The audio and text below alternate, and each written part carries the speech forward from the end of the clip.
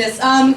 So the other day, somebody comes up to me and they're like, hey, have you considered buying a house?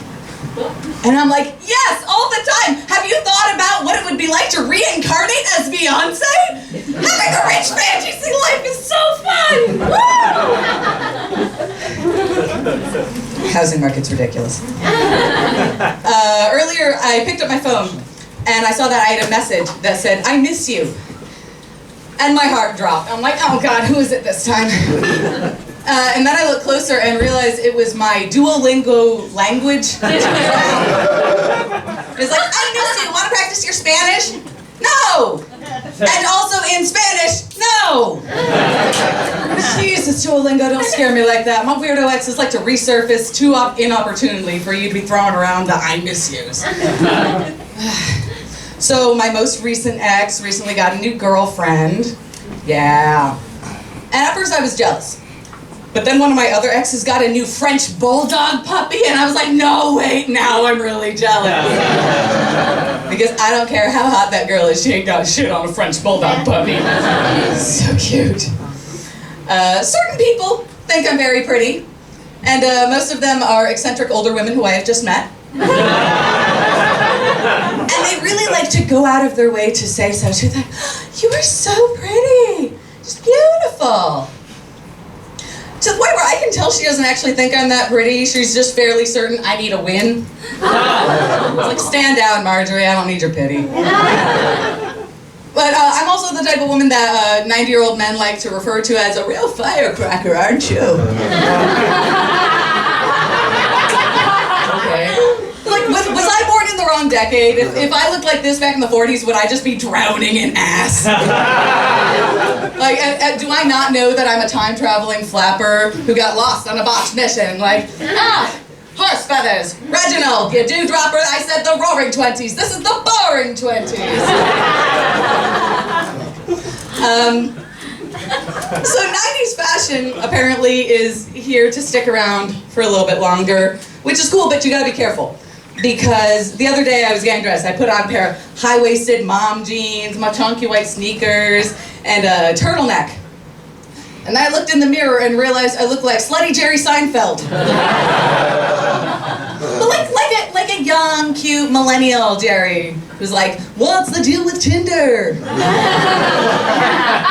Not the vibe I'm going for. So I do a lot of baking, and I recently made some treats for a women's reproductive health benefit.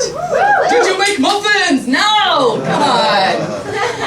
I am a serious and artistic feminist. I made red velvet uterus cookies. Oh yeah. Oh, they were great. I ordered a 3D printed uterus cookie cutter online. And it was gonna be fun and empowering, and it was all the way up until my uterus cookies started falling apart. Like some low-stakes gynecological nightmare. Never has a woman said with more nonchalance, ah shit, I lost an ovary. God damn it, my cervix keeps falling off. Ugh, my uterine cavity is clogged up with cookie dough. Again. Gotta clear that out. Where's the butter knife?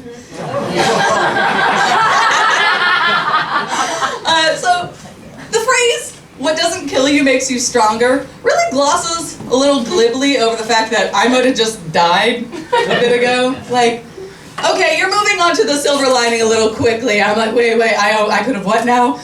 Especially since, aren't there better ways to get stronger than to almost die?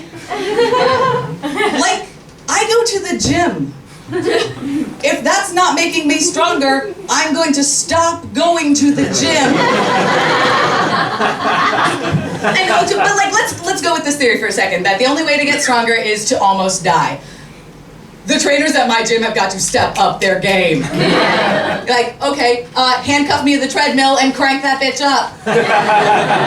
Replace the squat rack with an actual torture rack. Or when you do instead of the agility ladder thing where you're stepping in, out, just shoot at my feet with a gun. Just bam, bam, bam, bam. Cardio, that'll get my heart rate going. I'm spitballing here, you guys, but even just off the top of my head, I feel like there are cheaper ways that I could get strong and almost die. Like, I could just go for a run. across the 405. It's like, screw you, CrossFit nerds, let me see you flip that giant tire down the freeway on rush hour, right? Woo! So last week I was doing laundry and taking my clothes out of the dryer. My neighbor already has his clothes in the washer because we're moving along, being respectful of each other's time and stuff. And as I'm walking out, it's on its spin cycle, and I can clearly see what are a couple of my socks in with his laundry. And like they got stuck in the lip during my cycle and stuff, but now they've re-emerged and they're trying to get my attention, flapping against the glass like, Mother, I'm here, don't leave me, Mother! And I'm looking at my socks. And there's nothing I can do. Like, this is not one of the neighbors I know. I can't just reach in and grab them and derail his whole wash cycle. And so all I can do is crouch down by the washer, press my hand up against the glass, comfort my panicking socks, and tell them I will find you. No matter how long it takes, no matter how far. I will find you!